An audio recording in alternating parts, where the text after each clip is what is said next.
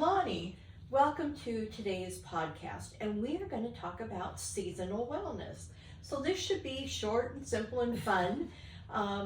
We're just going to talk about a few things. Amy has put together some great notes, so why don't you go ahead and start on in? Okay, I'll dive right in. We love to do the research. We like to look at other credible sources and really get a good round robin of information. And if you're not sure how we're evaluating a credible source, that is a podcast on your internet safety and the validity of certain sources. So the Northwestern University does a full outline on the 8 dimensions of wellness. And one of the things that we're considering doing is first of all, we have covered all of those 8 items in different podcasts. And we're going to use that for our upcoming podcast, the Year in Review.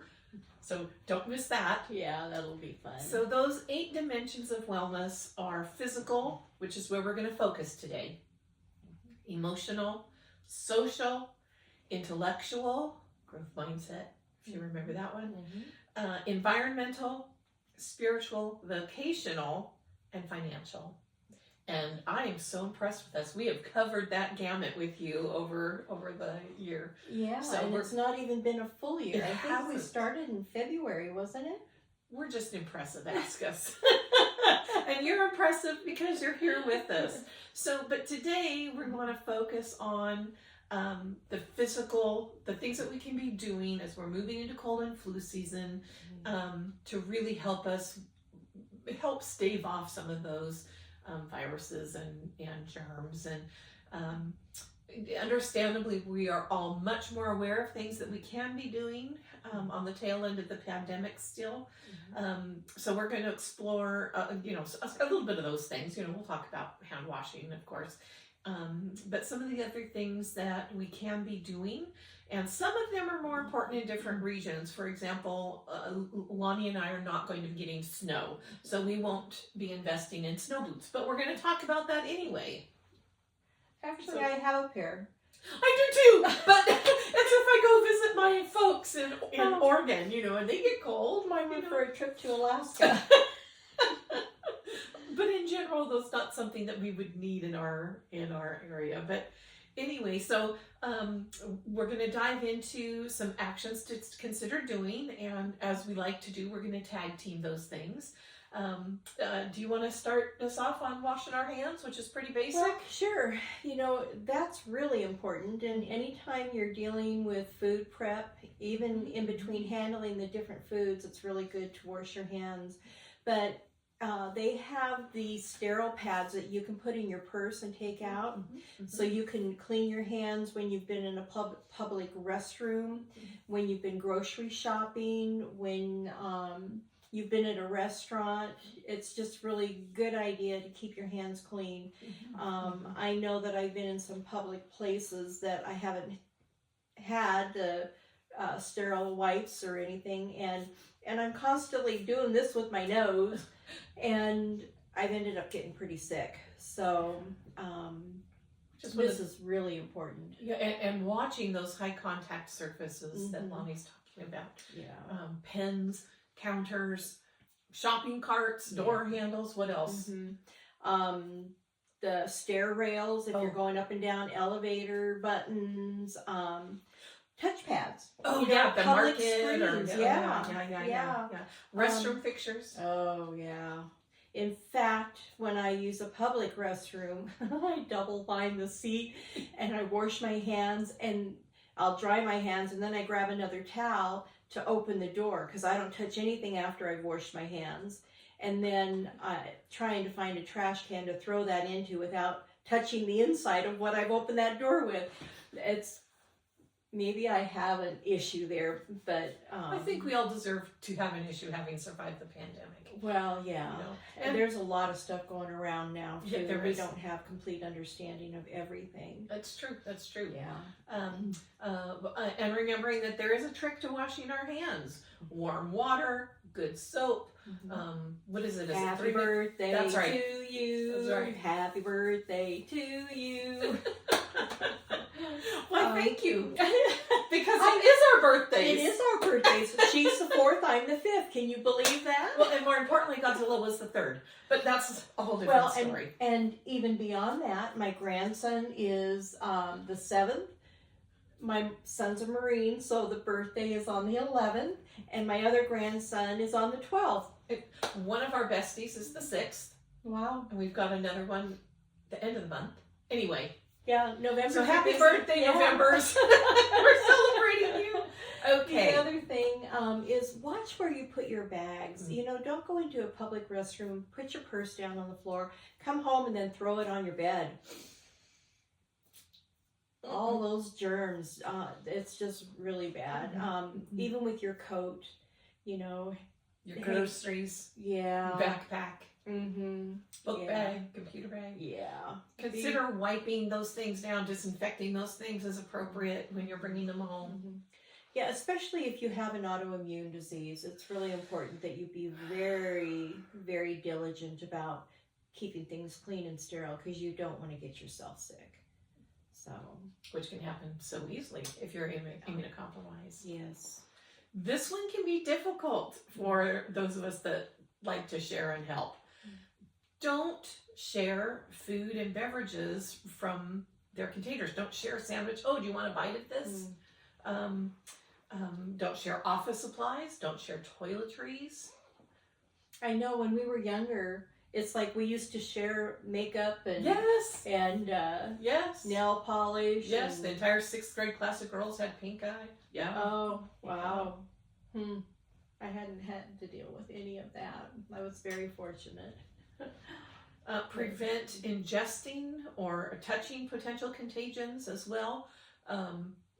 You know, exactly as we're saying,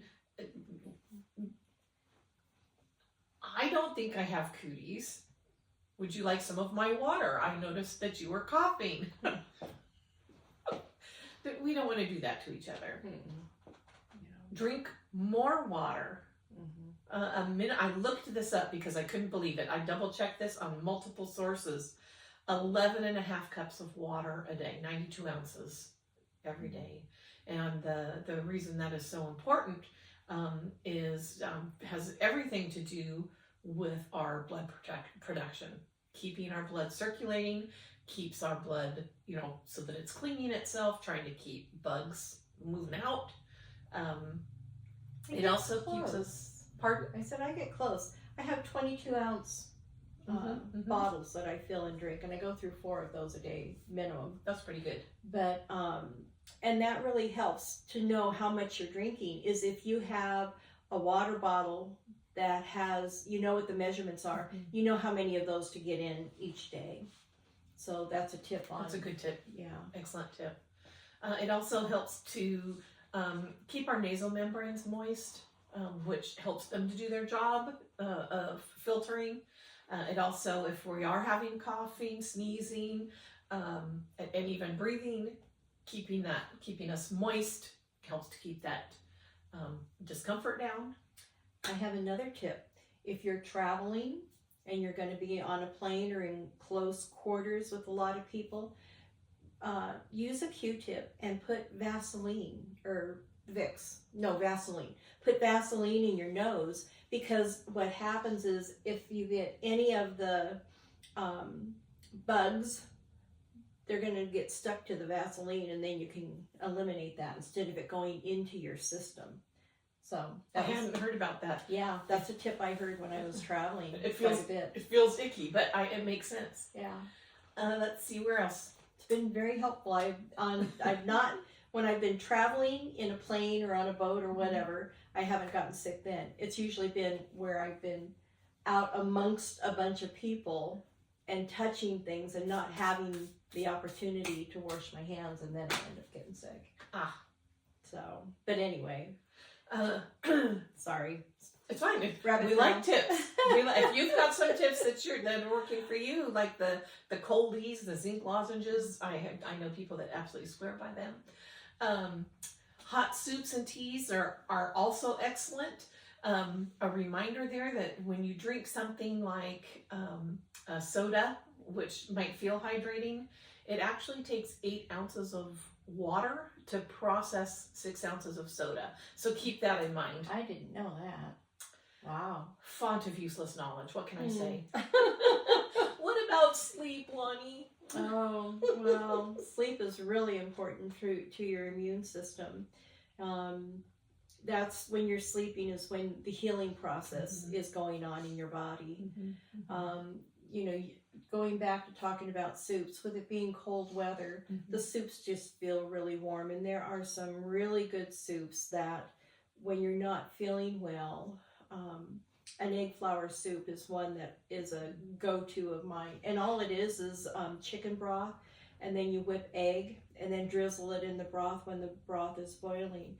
And what that does is they've already proven that chicken broth is a healing source, but when you add the protein, it helps your body heal quicker. So there's another little tip. Genius. I'm just a little full of tips today. Dressing for the weather. Oh. And we actually, I found a really fun little handout. It's, in my opinion, clearly geared more towards children. I loved it. But I thought it was clever. Yeah. When my kids were home and younger, it was the phase of all the boys wore shorts all the time. And I finally had to, find a balance and say, rather than saying, no, it's too cold, they call the weather line, and at X degrees, they could wear their shorts. And then it was on them. Anyway, because over or under dressing is unhealthy. You don't want to get too cold, and you don't want to be also so warm that you're perspiring in cold weather, because then that perspiration creates an evaporation that creates hypothermic issues. Well, and they have a lot of moisture wicking clothing that will keep you warm and wick the moisture away from your body. Another tip. Excellent tips. We are just on a roll today. So be aware of temperature changes in your area. We are at that time of year here where we can check the weather in the morning, and we can. And maybe it's sweaters and t-shirts both, but in the afternoon we're stripping because it's hot. Yeah, we can drop 40 degrees in a day. Yeah, or gain in the late afternoon as well. So be aware of your temperature changes. Dress in layers when you know that temperatures can fluctuate in your area. Where else are we? As we mentioned already, if you live in a deep cold, which is a phrase I learned, places where you're going to get snow and extremely low temperatures, absolutely invest in temperature rated coats, gloves, boots, hats, earmuffs, whatever that might look like for you, for your area. And then this was a biggie. This is a biggie. This is a biggie. Go for it for us. Vitamin D. I have to take vitamin D prescription because I can't keep my vitamin D levels up, and you need to be outside and let that sun, there's just something about the sun and how it converts the vitamin D in your body so that you'll have strong bones. But that's really important. In fact, you should have your vitamin D checked every now and then and find out where you're at so that you don't have issues later on. Yes, vitamin D is it's our line of defense for bugs. And it can absolutely be affected by our medical conditions. Certain medications can leach it. And exactly as Lani was mentioning, sun exposure. And so we did a little research on UCLA. And I'm going to just read the quote because it's just great. Unless you want to read the quote. Oh, no, go right ahead. Okay. Quote from UCLA. Those with an adequate sun exposure, including disabled people, infants, the elderly, dark-skinned people, and those who live at northern latitudes during the winter, are at risk of low vitamin D3 production. So why is this problematic? It leads to muscle loss of bone density, and an increased risk of fractures and issues with the nervous system, fatigue, and mental health. So I really took a little more time to focus on vitamin D here. Well, and I was going to say, and I can't remember the specifics, but like if you're in a short sleeve shirt and long pants, you'll need to be out in the sun for like 20 minutes to absorb what you need. The more skin that's exposed, the less time you need to be out in the sun. But the more you're covered up, the longer you would need to be out in the sun to get that absorption. And with that absorption comes the need for an SPF, a sunscreen. The sunscreen doesn't block the vitamin D; it blocks the ultraviolet rays, which are what are problematic. Yeah. So one of the things that many people with low sun exposure for a variety of reasons can experience is called seasonal affectation disorder, or SAD. And I think that's very clever because you is apropos. do in fact become quite sad. Medical News Today said that SAD is a type of depression that is more common in the late fall and winter months. Most people who experience it find that their symptoms become less severe or even resolve in spring and summer. And it may require supportive pharmacology. It may require actual medication depending on the levels of that fatigue and that depression that happens. I classify myself as when fall comes, I want to be a bear and hibernate. Yeah. Yes. I don't know that it's really well, it must be somewhat of a depression, but I have activities that I have commitments to others for, so it makes me get my butt out of bed. But instead of popping out of bed at 6 in the morning, I find that during the fall and winter, I'm lingering till 8 o'clock, and that's not normal for me. So her day's half over. Mine might be starting. There are some things that we can do additionally, and one of course is supplements. I think Lani mentioned that already. Some require prescriptions and others are over the counters. Check with your practitioner before starting anything or trying anything. Right. Always. Apparently we both see that agree, importance, and we want you to see that importance. And I'm going to turn this one over to Lani because she's our cook in residence. But foods that are high in vitamin D, and there's a handout for that as well. Perfect. What we eat is really important. And the more sugars and carbs that you eat, the more it weakens your immune system. You want to eat things like tuna and salmon are really good for you.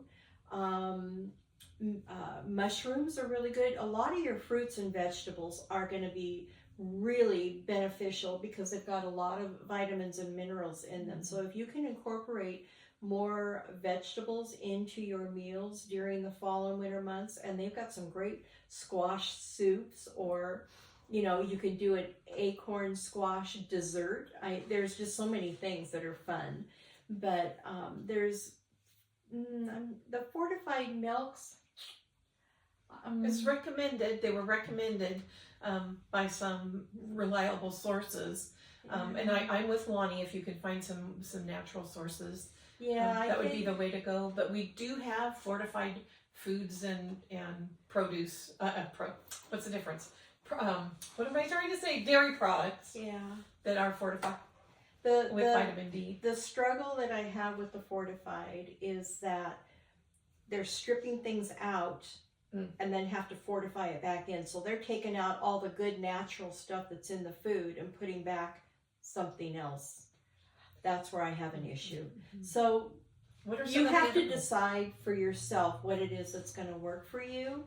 And again, Amy and I both agree on this. Do the diligent research to find out. And with your practitioner, what are your needs? Some of the other foods that I believe are on the handout are pork chops and eggs.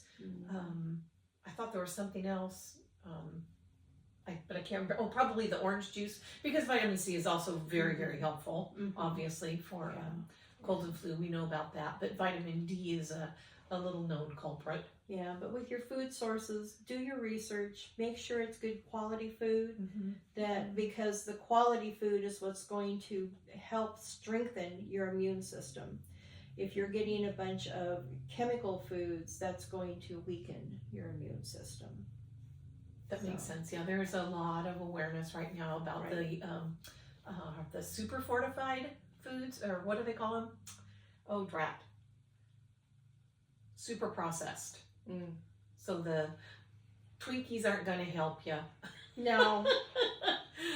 Nor will the ice cream, as much as that grieves me, because that's one of my favorite things, but I've had to learn to control myself. I need potato chips to cure the world. That's what I need. So another avenue that's out there is light therapy. Now, light therapy has some very strong proponents, invalid sources, and also some invalid sources. They feel like the jury's out. So again, while we're going to explain what light therapy is, make sure you check in with your provider that you trust. So medical news today, 2024, quote, doctors generally consider SAD, remember that's that seasonal affectation disorder, they typically consider SAD lamps safe. And however, certain light wavelengths that some SAD lamps can use can increase a person's risk of cancer. Additionally, people with certain health conditions should not use SAD lamps. Side effects of light therapy may include eye strain, headaches, difficulty sleeping. And absolutely, again, this says a person should speak with a doctor before using a SAD lamp to ensure that it is safe for them. And what those do is mimic the light source, kind of like a grow light for a person. So my tip here is bundle up and go for a walk. You know, put on a coat, put on gloves, put on a hat, go for a walk around the block. Get out and get that natural sun. You can't beat it. Yeah, and the fresh air. The fresh air is going to be good too. Fresh air is going to be some very deep breathing good. out through the journey. Yes. So and this also, this next one, we talk about following your trusted medical practitioner's advice regarding any vaccinations.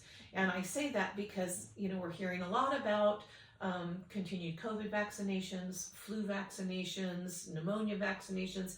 All of those things are out there, available, but check with your provider. And I say that for two reasons. First of all, your trusted providers are going to understand and respect your opinions and beliefs, because we are well aware there's a gamut of belief systems out there right now. Not every practitioner is going to have the same advice for every patient. I'm allergic to the shingles vaccine, so I'm not getting it. Oh. Well, I got the first one and didn't do the second because that's how we figured out. You know, so not every practitioner is going to have the same advice for everyone. Right, but your practitioner is going to know your body Exactly. and what's going on within your body based on your blood levels, your blood tests that you've had done. So they'll be able to guide and advise you appropriately.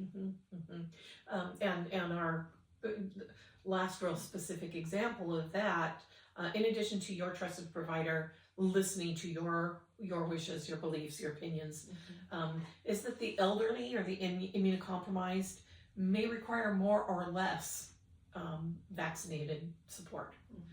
So don't just choose to show up at the pharmacy and say, well, I'm 58 and what do you recommend? Check with your doctor. Absolutely. And our absolute final note here on wellness, it's going to come as a great shock to you. Self-care. And what's our acronym we've got? Calm. Calm. Yes. Stay calm and self-care on. Yep. And of course, we will provide for you again the self-care handout and the calm reminder. That's CALM, each of what those things stand for. And Because stress oh yeah, and anxiety and anger really affects your immune system as well. So you want to stay in a really nice positive state of mind, and it will keep you healthy.